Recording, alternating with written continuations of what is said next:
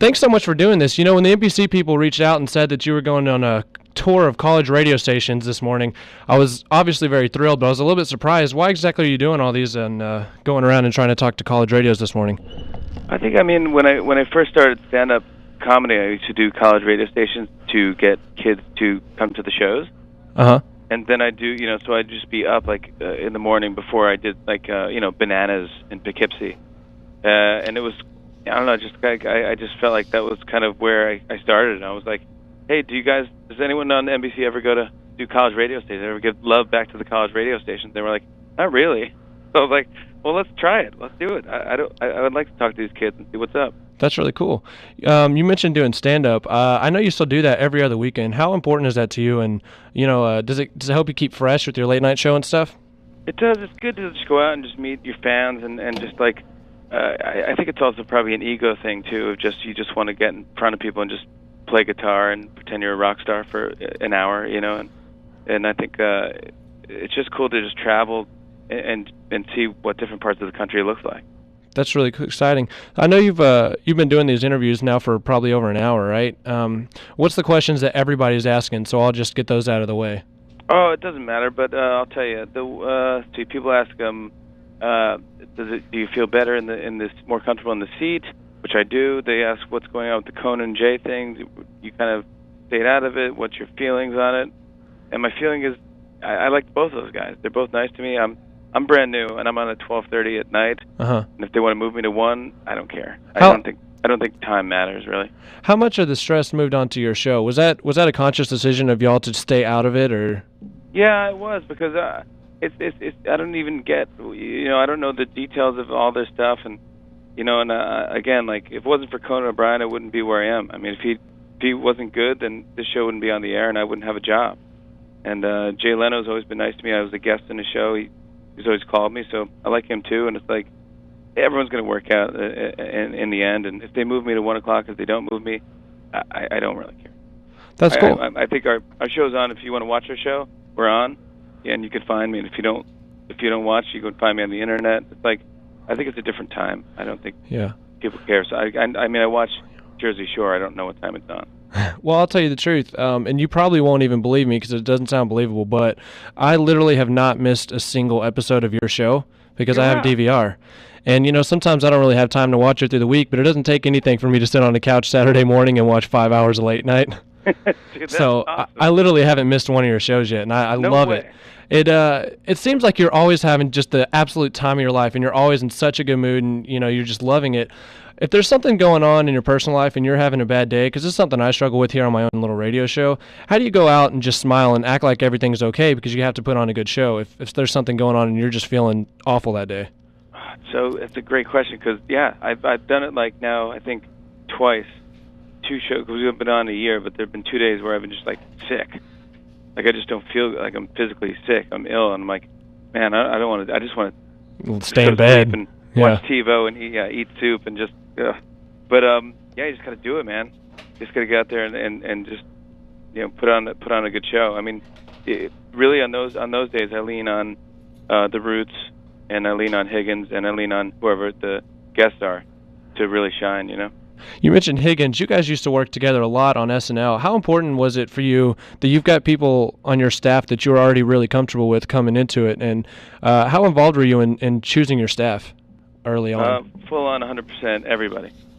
It's like one of those things where it's like you got the golden ticket, so you can hire whoever you want to work with for the rest of your life, if all things go well. So it's like I just went out and I'm a pretty positive guy in general, and so we just hired people that are positive and that are hardworking and smart. I got a producer from Saturday Night Live, Mike Shoemaker, and I got a producer from G4 TV, from Attack of the Show, named Gavin Purcell, who's just a positive guy, and he knows the internet, and I knew we were going to go make our blog big as well, So I just want to get people that want to work hard, but also people that are positive, and when things get rough, which we expected to not even be this successful, So I thought, look, if things get rough, I want to go down with people that are smiling and enjoying themselves.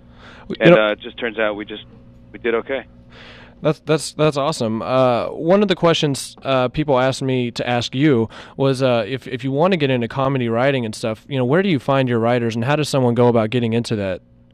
Well, we have submissions and stuff like that. I mean, I think we have it on our website somewhere. Like, if you want to do it, I mean, you have to first submit your name and blah blah and sign a confidentiality thing or something. So it basically says, like, we can't steal your ideas and you can't sue us if something's similar to your idea, because people do that. There's just crazies out there. But we're totally open to anyone new. Most of our staff have never worked in television. I mean, almost, in fact, maybe all of our staff. Did most of them do stand-up? Because that's where I always assumed they came from. A lot of them do stand-up, yeah. Like, most of our monologue writers are stand-up guys. The other writers, one girl wrote for Who Wants to Be a Millionaire. She wrote questions for that. One guy came from The Onion. Nice. And then a couple guys came from Harvard Lampoon. And then a couple guys came from just college kids that wrote for their papers. I want to change it up a little. I've noticed people, because you do a lot of celebrities impressions. I've noticed a lot of celebrities that are good impression stuff. They always seem a little bit annoyed at having to do them. But it seems like you don't mind indulging an audience when they ask for it. Does it ever bother you when people ask you over and over to do your De Niro impression or your Sandler or something like that? No, I guess not really. I mean, that got me famous. I mean, that's why I have this job, really. I mean, I got Saturday Night Live because I did an impression of Adam Sandler, and I did an impression, of Barry Gibb and all these people, and it's like that's what got me my job. So I don't mind at all. I mean, I guess it's like, anyway, I guess Nirvana got tired of playing Smells Like Teen Spirit, but they still probably secretly love it. I got a little impression I do of my absolute favorite thing that you ever did. My favorite thing I've ever seen you do. It was back on SNL, and I was wondering if you mind if I give you a little sample right now. Yeah, let's hear it. Z105, and we're back. I'm sitting here next to Jimmy Fallon. Oh my God, you guys! Jimmy Fallon just farted. Man in the box. Hey, we gotta take a break. We'll be right back. Z105. How you feel about that? That is what I'm talking about. I gotta tell you. And we're back, everybody. And we're back. Every single time I watch the show, I see you coming back from a commercial break, and I want you to do that so bad. Oh my gosh! And we're back. I love that, dude. That was me and Higgins wrote those. Did you? Yeah, totally. Yeah, because I used to do all these. Like I said, I did all these radio stations when I was doing stand-up, and at the time when I was doing stand-up, everyone was trying to be shock jock. Like, they were trying to be the next Howard Stern. Yeah. So every morning show was like, there was always one guy named after an animal. There was like, it's Ted and the Hedgehog. Yeah. Good morning, and like people just trying to be shocking for no reason. It's just so early. And then the girl that didn't really add anything but just kind of complained, man in the box. Dating. Oh yeah, and just go, oh, you guys. Yeah. Do nothing. It's like, oh, it was just awful. And so I used to do a bunch of those, and so that was kind of a shout out to those years. Love that sketch. You rock, buddy. My sister wanted me to ask you. My sister, by the way, if you could shout out to Alicia. She's in high school, loves your show, has a big crush on you. Alicia, what's up? Thank you so much. She wanted me to ask you, when you have really attractive, beautiful celebrities on, and you kind of have to do a little bit of flirting because it's part of the job. How does your wife react to that when you get home later? She doesn't like it. She doesn't like it at all, huh? Yeah, she doesn't like it. She can fast forward it. The other thing I've noticed is you tend to talk about your wife a little more than anyone else. I mean, Conan barely ever talked about her. You never hear Leno talk about Mavis. You talk about, me and my wife were out this weekend, and you show pictures of, yourself at a barbecue and stuff like that. Is she comfortable with that, or is that a conscious decision you've made, or? No, it's not really a conscious decision, but I think our generation is more, and the internet generation, just more honest and open than the older generation. Yeah. And I think I don't want to come off as a phony or just do anything. I just want to just be me. Well, Jimmy, it looks like I've got 15 seconds here with you. Is there anything you want to add? I love everybody. You know what? I love you too. I love the show. Looking forward to seeing the premiere of Late tonight, the Lost spinoff. Love those reality shows. It's going to be a fun show tonight. I'm looking forward to it.